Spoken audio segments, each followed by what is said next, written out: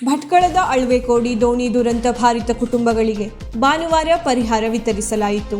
ಕಳೆದ ಜುಲೈ 30ರಂದು ಅಳ್ವೆಕೋಡಿ ಬಂದರಿನಿಂದ ಹೊರಟ ಗಿಲ್ಲೆಟ್ ದೋಣಿ ಭಾರೀ ಅಲೆಗಳಿಗೆ ಸಿಲುಕಿ ಮುಳುಗಿದ್ದು 4 ಮೀನುಗಾರರು ನಾಪತ್ತೆಯಾಗಿದ್ದರು.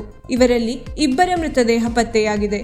ಜಾಲಿಯ ರಾಮಕೃಷ್ಣ ಮೊಗೇರ, ಅಳ್ವೆಕೋಡಿಯ ಗಣೇಶ್ ಮೊಗೇರ, ನಾಪತ್ತೆಯಾದ ಸಣಬಾವಿಯ ಸತೀಶ್ ಮೊಗೇರ್ ಹಾಗೂ ಮುರುಡೇಶ್ವರದ ನಿಶಿತ್ ಮೊಗೇರ್ ಕುಟುಂಬಗಳಿಗೆ ರಾಜ್ಯ ಮೀನುಗಾರಿಕೆ, ಬಂದರು ಹಾಗೂ ಒಳನಾಡು ಜಲಸಾರಿಗೆ ಸಚಿವ ಹಾಗೂ ಜಿಲ್ಲಾ ಉಸ್ತುವಾರಿ ಸಚಿವ ಮಂಕಾಳ ಎಸ್ ವೈದ್ಯ ಸಾಂತ್ವನ ನೀಡಿ ಮೀನುಗಾರಿಕೆ ಸಂಕಷ್ಟ ಪರಿಹಾರ ನಿಧಿಯಿಂದ ತಲಾ 10 ಲಕ್ಷ ರೂಪಾಯಿ ಚೆಕ್ಗಳನ್ನು ಹಸ್ತಾಂತರಿಸಿದರು.